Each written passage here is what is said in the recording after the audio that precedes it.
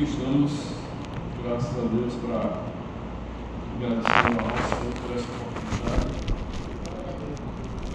Também quero saudar os irmãos e amigos que estão na internet nos assistindo essa noite e agradecer ao Senhor por esta oportunidade, ao pastor Rubens pelo convite, pela confiança. Esta semana que se chama Semana Santa, e eu queria trazer para a reflexão dos irmãos uma meditação sobre a questão da Páscoa. Praticamente todas as igrejas hoje estão falando sobre a Páscoa, e gostaria de trazer para a meditação alguns princípios bíblicos sobre a Páscoa, que nada tem a ver com ovo, nem com chocolate e nem com coelho.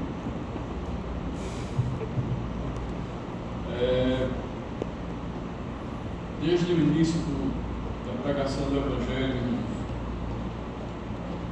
e a palavra do Senhor e o Evangelho, ele sofre tentativas, ele sofre investidas de doutrinas, filosofias.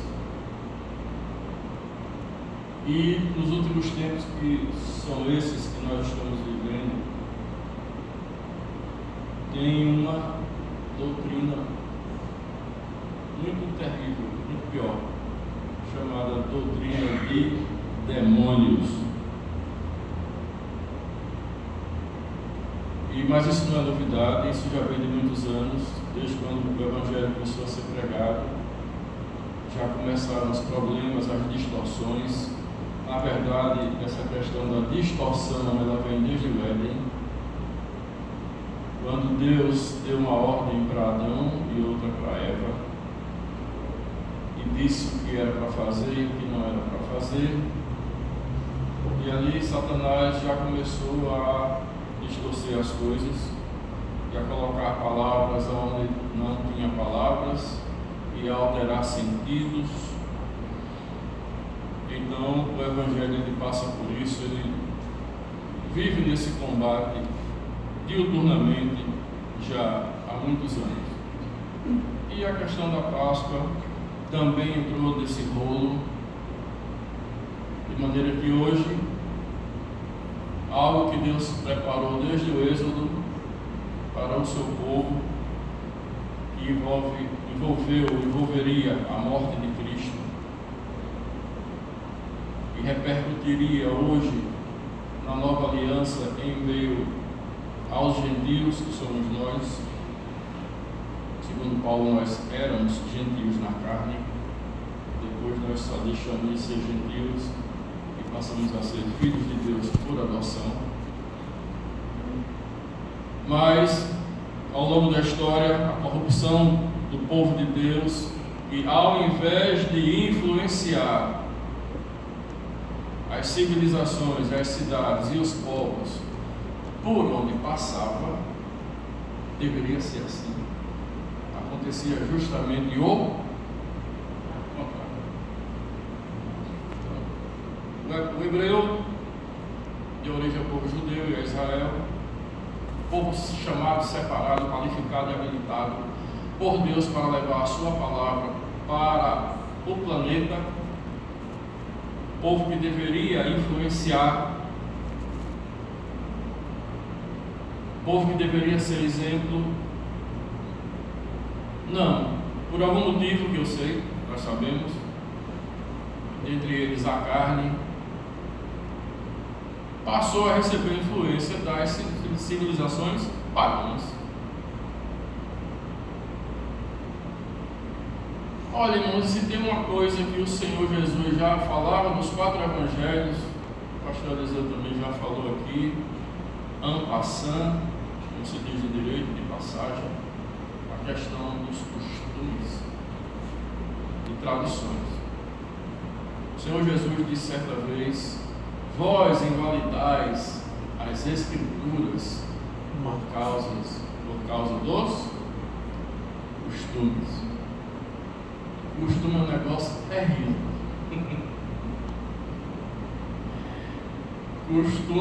costume de casa vai à praça. E o costume é aquilo que faz parte do seu dia a dia. Ou você herdou, ou você aprendeu. O fato é que você faz. E não deveria fazer. Muitas vezes o costume está tomando lugar da sã doutrina. E aí alguém achou pouco e além dos costumes colocou os usos. E aí criou-se uma doutrina chamada usos e costumes. Que às vezes tem mais força do que isso aqui, ó. Para você entender o que é a Páscoa, precisa voltar um pouco na história. Porque entenda, nós somos a geração que já estamos próximo do arrebatamento. O pastor Renato da Silva, que foi pastor aqui há 37 anos, chamado Anjo do Nordeste, já perto dos 80 anos, ele dizia assim, eu não sei porquê, mas eu tenho a impressão que eu ainda vou ver a vida de Jesus. Já faleceu faz 25 anos, mais ou menos, 26 anos. Mas essa é a esperança do crente. O crente tem que morrer assim. Alguém dizia, eu estudo que Jesus vai voltar desde os meus bisavós. É assim mesmo. E Jesus não vem, mas vem. Enquanto isso, o Senhor vai alimentando a sua esperança, que é a âncora da alma, que é o que mantém você firme, olhando para o alvo, que é Cristo, procurando não se deixar envolver com doutrinas pagãs, costumes pagãos. Páscoa nada tem a ver com ovo. Não tem ovo na Bíblia. E tem. Você só vai ver uma vez, Isaías 59, fazendo referência aos homens maus, homens que têm sangue nas mãos, que eram injustos e impiedosos, dizendo que esse tipo de conduta era como pisar em ovo de serpente, e se pisasse no ovo de serpente, ia esmagar o ovo, ia ser picado por uma serpente. Está lá, Isaías 59, para quem quiser ler. É a única vez que aparece a palavra ovo, e nada tem a ver. Obrigado, me ajuda aí. Nada tem a ver com coisa boa. Depois aparece a figura de um coelho. Mas são coisas formatadas ao longo de centenas de anos. Depois que Israel, que os hebreus passaram pelas nações cativos e foram aprendendo certos costumes, lá pela época dos medos e persas, havia um costume. E quando começava a primavera, que é a época das flores, que as aves estão mais produtivas, a terra está mais propícia, fazia-se uma festa para comemorar a chegada da primavera. E era costume nessa época dar ovos de galinha. Galinha não tem na Bíblia, você não vai ver galinha na Bíblia. Devia ter na época, mas na Bíblia não tem galinha. Mas era um costume da época, se dá ovos de galinha pintado. Hoje a China faz isso. Isso perdurou muitos anos, porque o ovo era sinal de fertilidade. Segundo a cultura da época, tudo nasceu de um ovo. O óvulo da mulher, a criação nasceu de um ovo, enfim, tem toda uma história. Estou contando aqui um pouco da história para os irmãos entenderem por que é que hoje se fala dessa forma e que não tem nada a ver com a palavra do Senhor. E depois a cultura germânica foi, tem uma deusa lá, deusa da fertilidade, que fez uma obra lá e transformou um pássaro num coelho, que é o símbolo da fertilidade, e agora juntou o ovo da fertilidade com o coelho da fertilidade e já aparece um coelho. E aí lá no século XVIII, um francês estava cansado de dar ovos que ninguém comia mesmo, e aí empurrou o tal do chocolate, que foi descoberto ou plantado, segundo a história, na América Central, no México, e foi para a França, e lá criaram chocolate, graças a Deus, porque alguém criou o chocolate. Ele tem a sua utilidade para a barriga, como elemento de expiação, e para o mundo espiritual, nada. Diz que é um sacietógeno, que melhora o estado de depressão, que seja. Mas nada tem a ver com Páscoa, um cordeiro pascual. Mas foi assim que a história foi trazendo esses costumes pagãos, até que um dito imperador, querendo apaziguar problemas religiosos e tentando agradar gregos e troianos, que ninguém consegue, achou pouco e trouxe o paganismo para dentro da igreja cristã da época. Os irmãos sabem essa história. Então essa é a história, rapidamente, da questão dos ovos de Páscoa, como a gente conhece eles aqui. Mas agora vamos ver a palavra do Senhor, que é que fala sobre a Páscoa. Páscoa, a palavra Páscoa, do hebraico Pessah, quer dizer passagem. Os irmãos, tudo começa lá no Êxodo, pouco antes do Êxodo, quando Israel ainda era cativo do Império Egípcio. Mas o Senhor havia prometido que um dia haveria de libertar o seu povo. Só que essa promessa só se cumpre 430 anos depois. Às vezes a bênção demora, né, irmão? Não demora? Cantado um hino aqui, né? O pastor Ramos acabou de falar.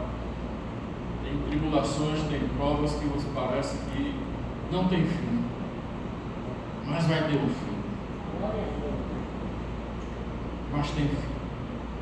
O Senhor prometeu tirar o seu povo do Egito, e para isso chamou Moisés, os irmãos sabem da história, e mandou 9 pragas, mas Faraó, segundo a história de Ramsés II, não queria ceder, não queria deixar, até que veio o dia da 10ª praga, que é a pior delas, aquele dia fatídico, no dia 14 do mês de Nissan, e no nosso calendário gregoriano se aproxima aqui do mês de março ou mês de abril, segundo a história. E o Senhor chamou Moisés e disse a ele para separar um cordeiro 8 dias antes, não comesse mais os pães com fermento, tirasse o fermento que representa o pecado, comesse somente pães asmos ou ázimos, e faltando 4 dias para o dia da partida, pegasse esse animal e trouxesse para dentro da família. E esse animal ficava ali no convívio familiar, um cordeiro imaculado, sem defeito. E os irmãos sabem que o cordeiro representava Jesus. E diz a Moisés: passa as ordens para ele para imolar o animal no dia 14, comer a carne junto com seus familiares, e um animal para cada família e um animal por toda a congregação de Israel. E esse dia é que marca, porque o anjo do Senhor ia passar a noite e mandou pegar o sangue desse animal e passar nos umbrais das portas, nas vigas das portas de cada hebreu, porque o Senhor ia passar, e a casa que não tivesse aspergida com sangue, o anjo do Senhor iria entrar e ia matar o primogênito. E assim Moisés fez, matou o animal, chamou a congregação, orientou todo mundo passaram sangue. E à noite o anjo do Senhor passou,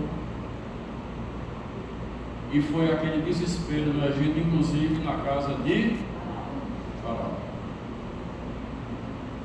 Então o dia 14 do mês de Nissan é o dia que marca, a partir da meia-noite, marca a saída do povo do Egito, marca a libertação daquele povo que estava cativo.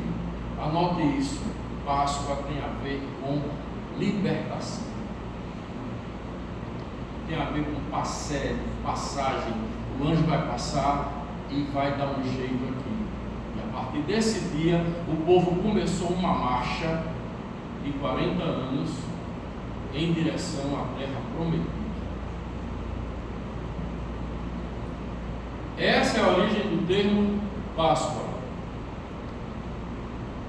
E então, aí os irmãos sabem, 40 anos de deserto, acontecendo muitas coisas, mas o povo caminhando em direção à terra prometida.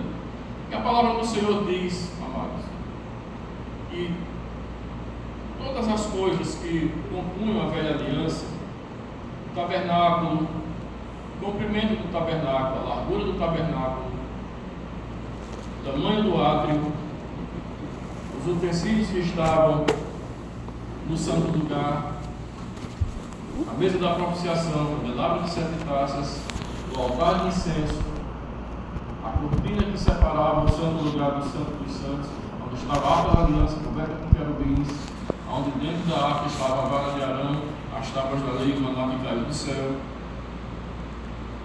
toda a parte procedimental da roupa do sacerdote, do processo de lavagem, de limpeza, da expiação pelos pecados, da morte do animal para a expiação dos pecados das pessoas.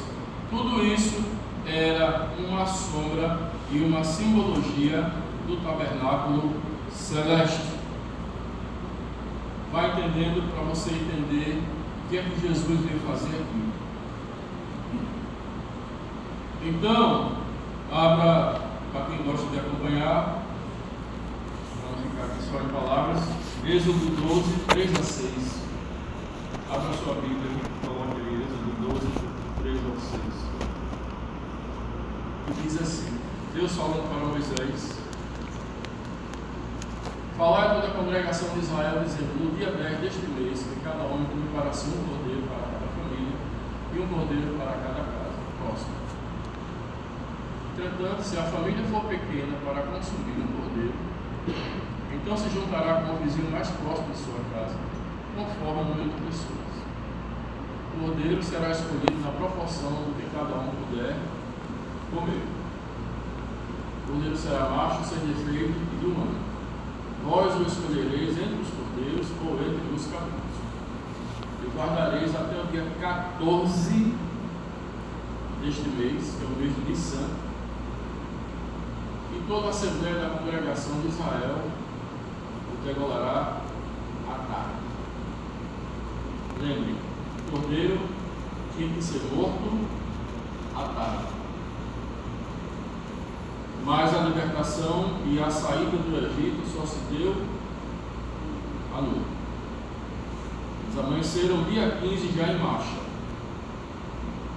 E o guardareis até o dia 14 deste mês em toda a Assembleia da Congregação. Então, isso aqui, esse foi o dia em que o Senhor disse que o anjo passaria e que pegasse o sangue. Eu estou falando aqui para os irmãos saberem onde está escrito. E aspergisse com sangue, porque o anjo ia passar e quem não tivesse uma casa marcada com o sangue do cordeiro, a morte ia entrar. E entende, irmãos, a palavra do Senhor em Gênesis Apocalipse, ela só trata de duas coisas. O Evangelho, na verdade, só trata de duas coisas: vida e morte. Só isso.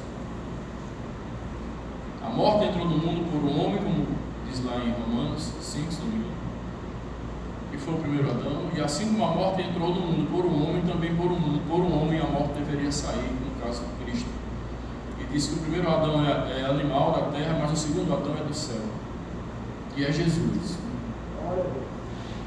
Muito bem, então é uma festa, a festa da Páscoa para o judeu é uma das 3 grandes festas que foram instituídas, tem outras, mas a festa da Páscoa, junto com a festa dos tabernáculos e a festa do dia de Pentecostes.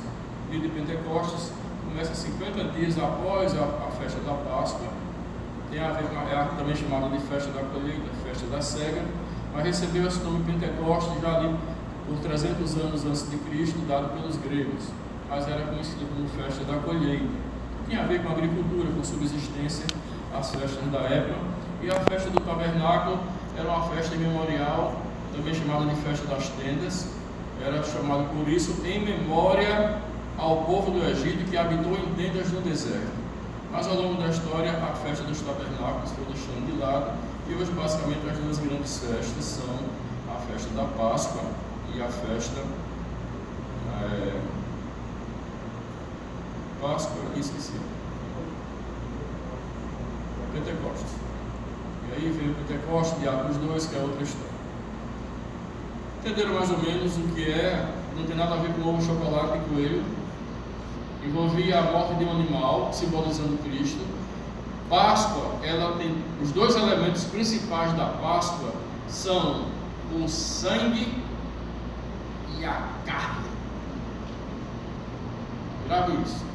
Páscoa tem a ver com sangue e com carne. Ora, mas isso é um discurso muito duro. Jesus disse: o meu sangue é verdadeira bebida e a minha carne é verdadeira comida. Mas desde o início que Satanás, porque é o nosso arqui-inimigo, é o inimigo tradicional, original da palavra de Deus, é o inimigo de Deus, o inimigo da igreja, trata de desvirtuar as coisas e tirar o foco. Essa história de Páscoa, de ovo de chocolate, para tirar o foco do que realmente é a Páscoa para nós. O Cristo imolado, Cristo que saiu, Jesus que desceu dos céus e veio aqui na forma de homem, ofereceu o seu corpo como sacrifício e derramou o seu sangue para salvar o pecador e pela humanidade. Isso é a Páscoa. Marca a libertação de um povo que estava cativo, 430 anos em opressão, e não tinha quem libertasse,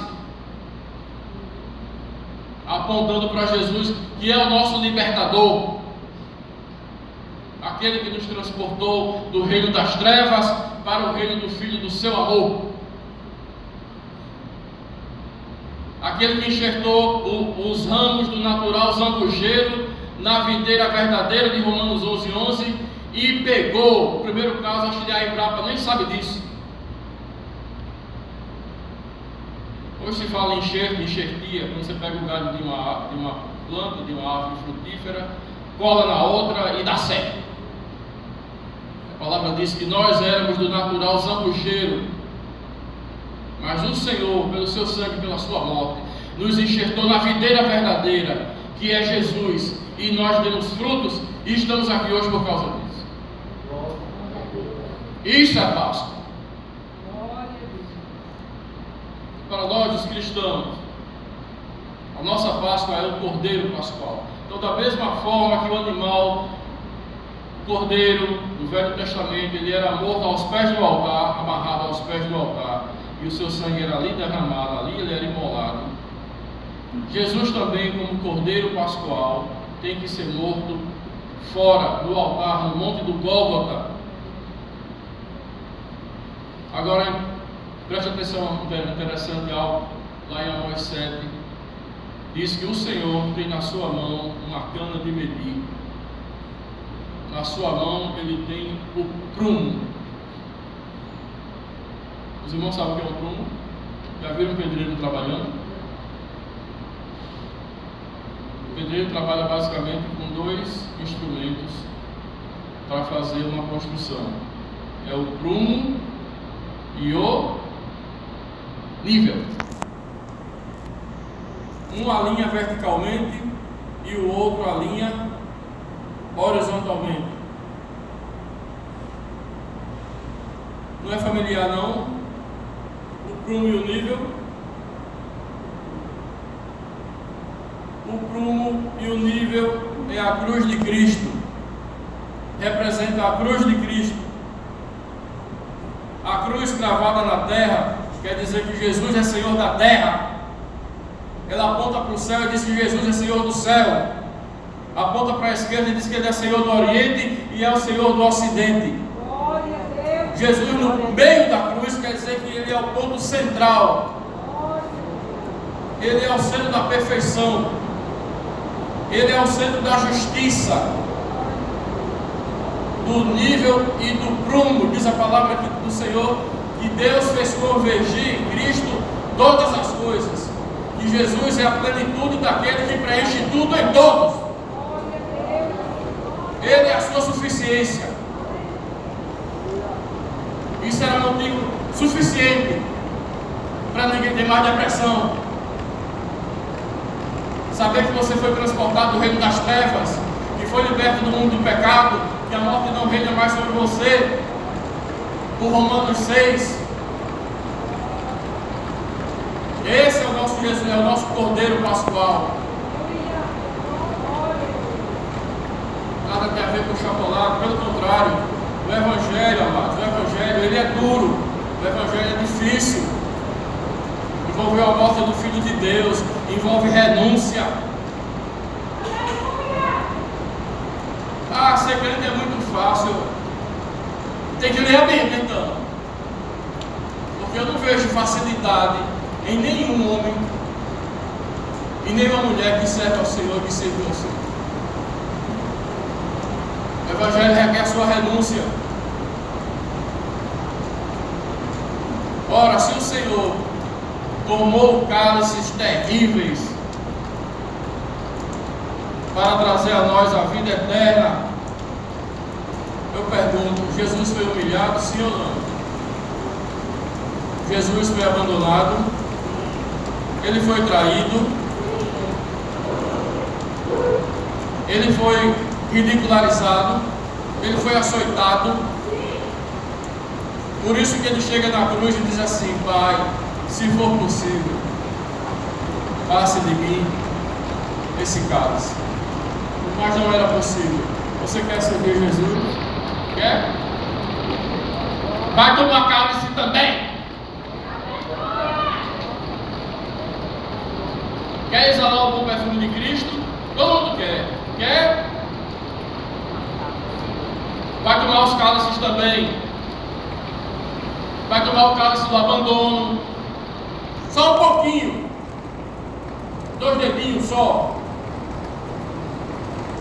Da perseguição, da cara feia, do xingamento, da indiferença, da solidão, da frustração e principalmente, eu acho pior, da decepção.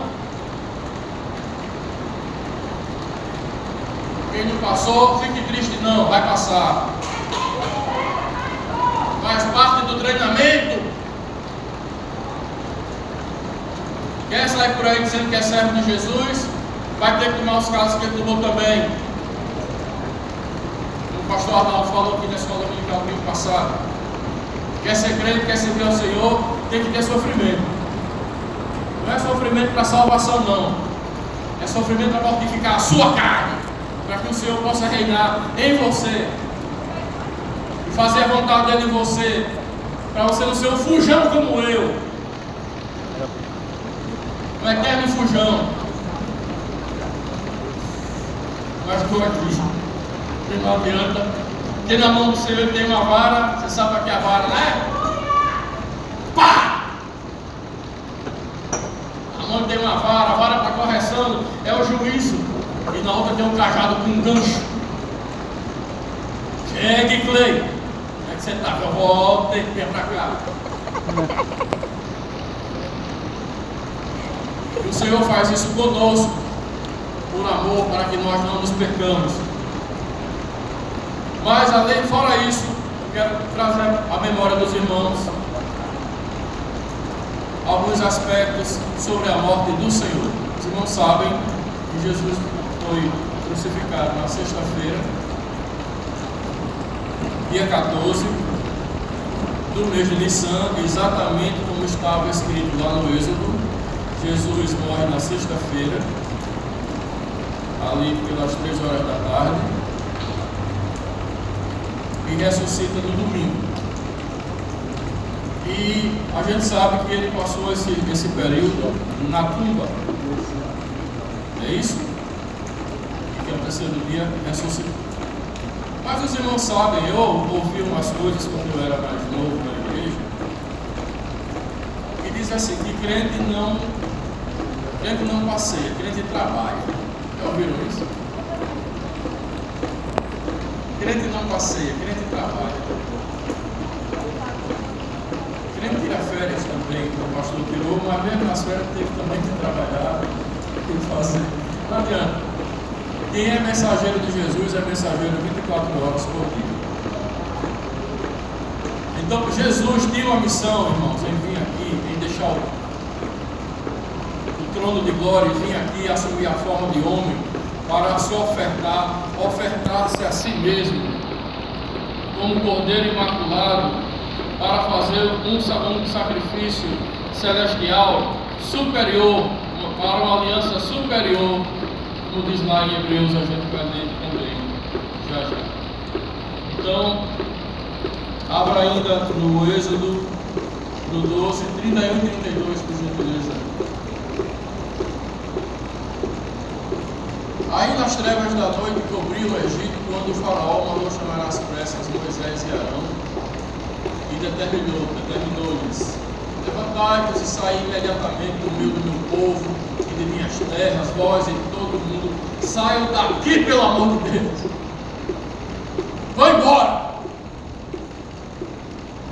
Sabe, irmão, quando chega a hora do Senhor lhe dar a sua bênção, não importa o que tem, o que tiver na frente vai sair tudo. Você anoitece sem haver, se amanhece de posse da bênção. E como é que Deus faz? Não sei. Você anoitece desempregado e amanhece empregado. Você vai anoitecer afrontado e amanhece renovado. Como é que ele faz? Não sei. Mas eu sei que o Senhor faz. Quando chega a hora, tem que acontecer, tem que sair.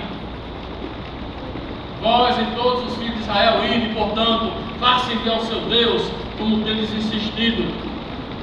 Levai convosco vossos rebanhos, gado, como pedistes, vá tudo. E o povo ainda deu dinheiro, ainda deu joias, deu tudo àquele povo, mas saiam daqui. Esse foi o dia da Páscoa. E agora, voltando à nova aliança, 1 Coríntios 5, 7 e 8. Diz assim: do mesmo jeito que Deus ordenou a Moisés que não era para comer pão com fermento, porque o fermento representava o pecado, Coríntios, a palavra de Paulo, diz a mesma coisa: livrai-vos do fermento velho, a fim de que sejais massa nova e sem fermento, assim como certamente sois. Porquanto Cristo, nosso cordeiro pascal, foi sacrificado. Por isso celebremos a festa, não com fermento velho, nem com fermento do maligno e da corrupção, mas com os pães sem fermento da sinceridade e da verdade. Entendem, irmãos? Tudo que foi feito na velha aliança era feito nesse plano visível. Mas vindo Jesus, o sumo sacerdote dos bens futuros da ordem de Melquisedeque, veio consolidar um novo testamento, uma nova aliança de Deus para com o homem. E agora não é mais necessário, porque Jesus morreu uma vez só, não vai morrer a segunda vez. Por essa razão Moisés foi punido junto com a geração dele e não entrou na terra prometida, porque não santificou o nome do Senhor nas águas de Meribá, que o povo estava com sede, foi pedir água a Moisés, e o Senhor disse a Moisés: vá lá na tal rocha e fira a rocha uma vez. E quando o Senhor mandar você fazer algo, se o Senhor mandar você bater aqui, não bata aqui não. Se o Senhor mandar você cantar, só cante, não invente de pregar e querer profetizar não. Se o Senhor mandar você pregar, pregue, não queira ensinar não. Se o Senhor mandar você ensinar, ensine, não queira pregar não. Se o Senhor mandar você evangelizar, vai evangelizar, não queira ensinar não. Porque cada um no reino do Senhor tem a sua utilidade e tem o seu dom. Se Deus manda você fazer algo que é o seu ofício e você não vai fazer outra coisa, você está em desobediência. O Senhor, Ele é assim. Se é para ferir a rocha uma vez, aí Moisés chama o povo e diz assim: ouvi agora, incrédulos, porventura pode sair água dessa rocha? E fere a rocha 2 vezes. Desobedeceu. Irmãos, não existe pecado maior do que desobediência. Não existe maçã no Éden, não. Não confunda fruto com fruta. Fruta nasce nos pés. Fruto pode ser: meu filho é meu fruto. Os seus bens é fruto do seu trabalho. Fruto não é fruta. Não tem nada com maçã. Não teve nada a ver com sexo. Teve a ver com desobediência. Algo que Deus mandou fazer e o Adão não fez. É pecado sem perdão. Não tem perdão para o desobediente. Desobediente é um idólatra, e é idólatra porque é desobediente. E o Senhor abomina idolatria e desobediência. Qual é o pai e mãe que gosta de um filho desobediente? Não é ruim, não. Desobediência é terrível, mas que Deus não deixa passar. E o Senhor, as águas saíram, porque Deus é fiel para cumprir a sua palavra. Ele disse: vá lá, filha, que vai dar água. Ele feriu 2 vezes, tá certo, mas a água saiu, abasteceu tudo, alimentou o povo, o gado. Mas porque você fez isso, porque você não me santificou perante o meu povo, você vai ver a terra prometida e não vai entrar. E aí continua a marcha pelo deserto. Quando chega no dia da travessia, que vê a terra de Canaã, que é como ali de Igapó para a zona norte, não tinha ponte da época. Moisés, quando vê a terra prometida, terra que ele esperou por 40 anos para entrar, mas tinha uma ordem de Deus dizendo que ele não ia entrar, porque ele desobedeceu. Aí ele faz aquela oração bem bonita e diz: ó Senhor, Deus dos meus pais, agora que eu estou vendo a terra que sob juramento tu prometeste aos nossos pais, eu te rogo, deixa eu entrar. E o Senhor disse: basta, não me toque mais nesse assunto. E deu um não desse tamanho para Moisés. É ruim quando Deus diz não, tá não, né, irmão? Não é ruim? Experimente dar um não para a criança. E os crentes estão muito acostumados a ouvir sim. Receba. Estou vendo um cheque assinado em branco na sua cabeça. O Senhor vai abrir as portas, vai passar no concurso. O teto desaba. Mas quando a gente está falando das verdades do sacrifício de Cristo, não sai um amém. É assim mesmo. Nossos ouvidos estão mal acostumados. Acostumados só a crer no Deus das bênçãos, no Deus que diz sim. Mas eu mostro 3 casos de Deus que disse não. Está aqui um. Deu não a Moisés, deu não a Jesus na cruz, para não poder passar o cálice. E deu não a Paulo, que orou 3 vezes, para o Senhor repreender um espinho na carne. O que foi que o Senhor disse a ele? O meu poder se aperfeiçoa na fraqueza. Eu quero você fraco mesmo. Você morre com isso, mas não morre disso. E deu um não desse tamanho para Paulo. E tem que dizer que Jesus é bom. Ele é bom ou não é? Como já disse, o Senhor me deu, o Senhor me tomou. Bendito seja o nome do Senhor. Nós estamos prontos para receber o não do Senhor e continuar dando graças a Deus e a render louvor ao seu nome. Amém. Vamos começar. Então, na volta de Cristo, eu vou já encerrar. Como eu disse, crente não passeia, crente trabalha. Ora, irmãos, problema que foi causado lá no Éden, a questão da separação do homem de Deus, os irmãos sabem que na viração do dia, Deus vinha falar com Adão e com Eva, ou seja, a criação tinha o direito de estar com o seu Criador. Até que veio o pecado da desobediência, até que tudo ia muito bem até Gênesis 3:6. A partir de Gênesis 3:7 começa a queda e nós estamos ainda hoje vivendo as decorrências dessa queda. Mas o homem tinha o direito de ter comunhão com o Senhor, de vê-lo face a face, mas por causa da queda esse direito foi perdido. E os irmãos sabem, nós estamos hoje numa sociedade legalista, jurídica. Tudo hoje é meu direito para lá, meu direito para cá. Você compra um produto, tem 7 dias pelo Código de Defesa do Consumidor para devolver se você não gostou ou se não está de acordo com o que você quer. Passou esse período,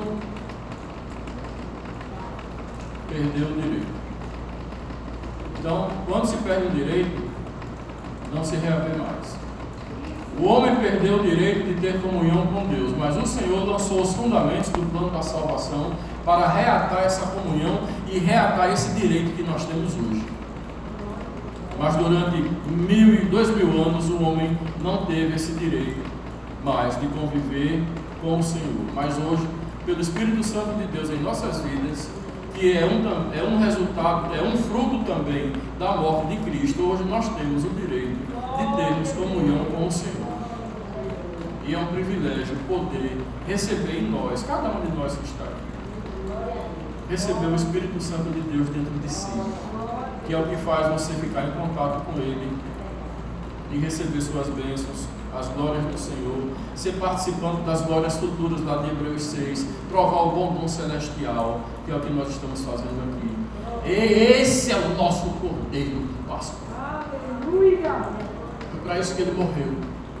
Mas para resolver um problema dentro da morte, era preciso ir no reino da morte. Então Jesus precisa morrer.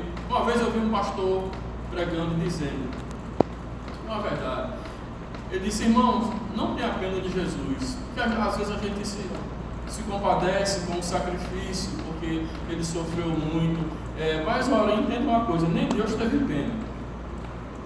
E tem uma coisa que não tem no mundo espiritual, é pena. Deus não tem pena, ele tem misericórdia, mas misericórdia é diferente de pena. Nós somos frutos da misericórdia do Senhor. E o mundo espiritual ele não brinca. Deus não brinca de ser Deus. Jesus não brincou de vir aqui morrer por nós. O Espírito Santo não está brincando com a igreja. Satanás não brinca, os anjos não brincam e os crentes não podem brincar. Aleluia! Não é lugar de brincadeira. E de ovo, de chocolate, de coelho, pelo amor de Deus. É coisa séria, é morte, é vida. É resgatar, tirar do cativeiro aquele que estava morto eternamente e trazer para o reino do Filho do seu amor. Esse transporte, só quem fez foi Jesus. Então é lógico que todo mundo espiritual vai bater nele. É o homem da Trindade que é mais achincalhado, que é mais insultado.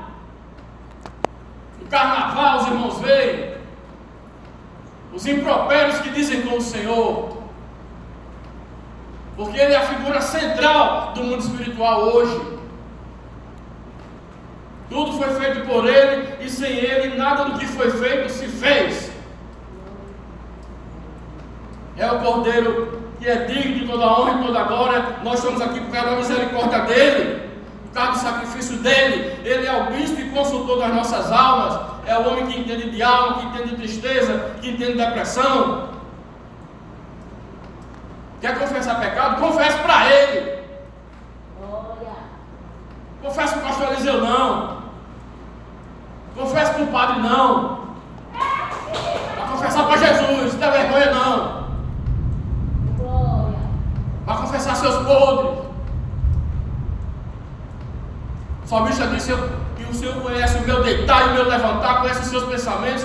Conhece a palavra antes que chegue da sua boca. Ninguém serve a Deus com máscara, não. Estou aqui debaixo da potente mão do Senhor, porque eu também sou carne. Tem ninguém perfeito aqui não. Perfeito é Ele, é o Senhor, é o Cordeiro Pascual. É para olhar para Ele. Então o Senhor vai lá na morte e resolver um problema. Aspergir com o sangue da nova aliança. Os tabernáculos celestiais ficaram profanados lá, com a rebelião de Satanás, com a desobediência de Adão. Jesus vai lá e restaura todas as coisas. Traz consigo o cativeiro. Isso aqui é uma discussão doutrinária, eu não vou falar aqui agora. Asperge com o sangue da nova aliança. Dá dons aos homens. Traz o Espírito Santo para nós. Traz os dons espirituais para nós. Fez tudo isso, agora está com vocês e manda o Consolador para nos ajudar. Isso é Páscoa. Tem nada com ovo.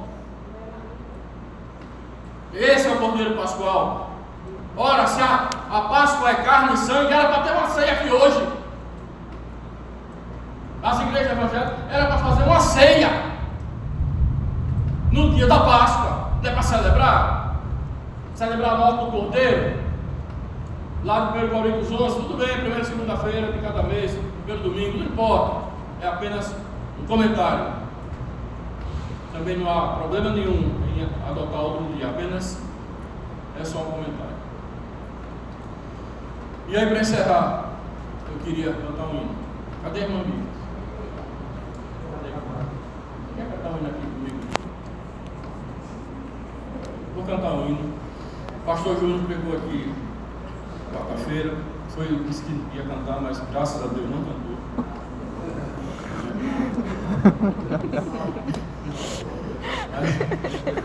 Mas eu vou cantar.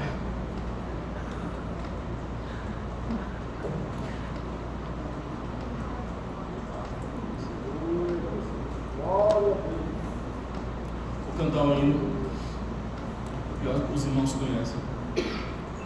Cicatrizes, e mostra muito bem, retrata muito bem o que foi falado essa noite.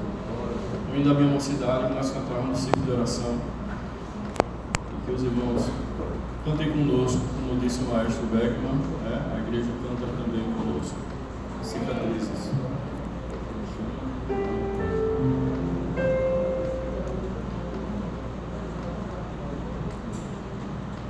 Fechando os olhos meus,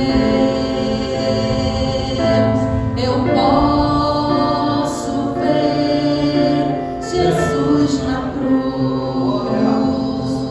Seu sofrimento é demais e até difícil imaginar que alguém consiga aguentar sofrer assim.